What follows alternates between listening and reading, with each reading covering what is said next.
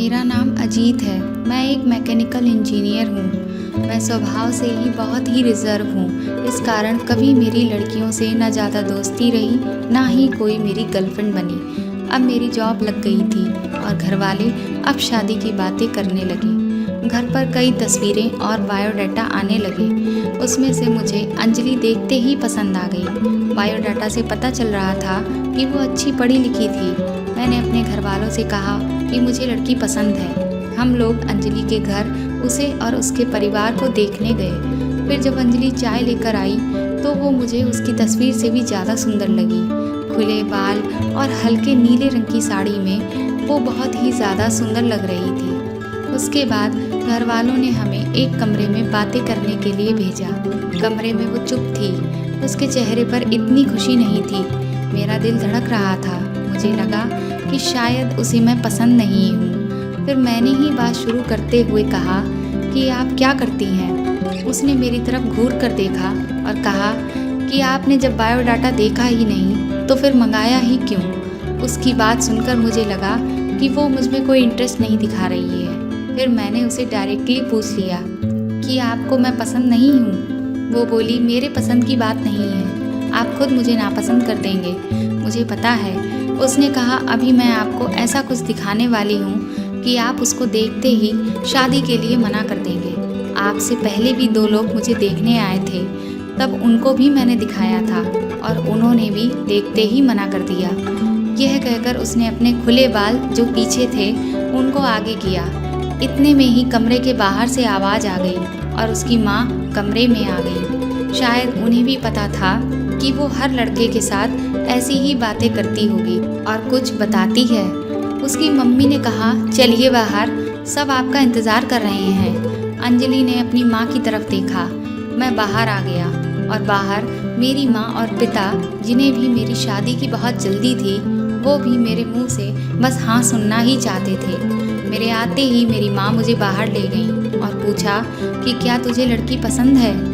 मैं मना नहीं कर पाया, लेकिन एक बात मुझे बहुत खटक रही थी कि आखिर वो मुझे क्या बताने वाली थी। उसकी मम्मी जिस तरह से जल्दी से कमरे में आई और मुझे बाहर ले गई, ऐसा लगा जैसे वो हमारी बातें ही सुन रही थी। मैंने शादी के लिए हाँ कर दी।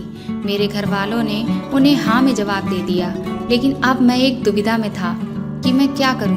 मैंने उससे बात करना चाहा, मैंने उससे नंबर नहीं मांगा था। मैंने अपनी मम्मी को कहा कि आप बात करें और उसका नंबर ले लें। मम्मी ने अंजलि की मम्मी से फ़ोन पर बात की और अंजलि का नंबर मांगा, लेकिन उन्होंने यह कहकर मना कर दिया कि अंजलि का फ़ोन अभी ख़राब है। मम्मी यह भी कह रही थी कि वो लोग शादी के लिए जल्दी कर रहे हैं। इन सब बातों से मेरे मन में अब कुछ अजीब से सवाल आने लगे। एक शाम जब मैं ऑफिस में था, तभी मुझे एक अननोन नंबर से कॉल आती है। फ़ोन रिसीव किया तो अंजलि थी। वो बोली कि मम्मी ने मेरा फ़ोन ले लिया है। मैं कुछ बहाना करके अपनी फ्रेंड के रूम पर आई हूँ और उसी के नंबर से आपको फ़ोन कर रही हूँ।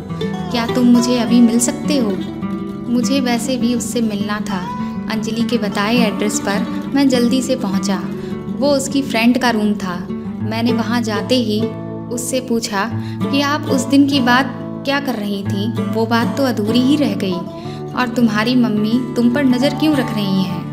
अंजलि बोली, मैं तुम्हें कुछ दिखाना चाहती हूँ, उसके बाद तुम्हारे सारे सवालों के जवाब तुम्हें मिल जाएंगे। अंजलि आज भी बाल खोल कर आई थी। वो पीछे मुड़ी और अपने खुले बालों को पीठ से आगे की ओर किया। तब मुझे पता चला कि वो क्या दिखाना चाहती थी। उसकी गर्दन पर एक टैटू था और उस टैटू से श्रेयस नाम का लिखा हुआ था। अंजलि बोली कि मैं एक लड़के से प्यार करती थी और हम दोनों शादी भी करना चाहते थे। मैंने उसी के नाम का टैटू करवाया था। यह बात मैंने अपने घर वालों को भी बताई थी और वो तैयार भी हो गए थे, लेकिन श्रेयस ने मुझे चीट किया। वो मेरे अलावा भी किसी और को डेट कर रहा था और वो लड़की पैसे वाली थी, इसीलिए उसने मुझे छोड़ दिया। तब से मुझे शादी और लड़कों से एक नफ़रत सी हो गई थी। उस लड़के को मैंने बहुत प्यार किया, लेकिन उसने मुझे धोखा दिया।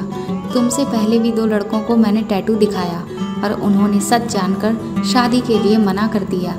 मम्मी इसीलिए मुझ पर नज़र रख रही हैं कि मैं तुम्हें भी कहीं सच ना बता दूँ।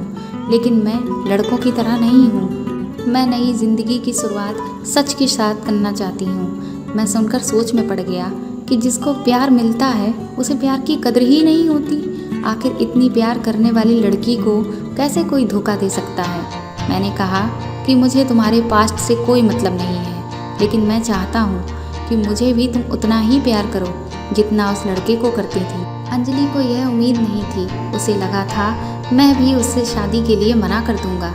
मेरी बात सुनकर उसके इतने दिनों के दबाए हुए आंसू बहने लगे।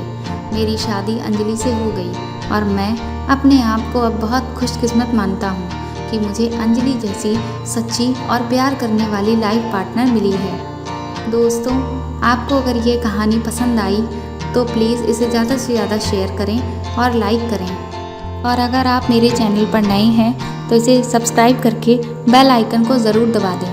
Thank you.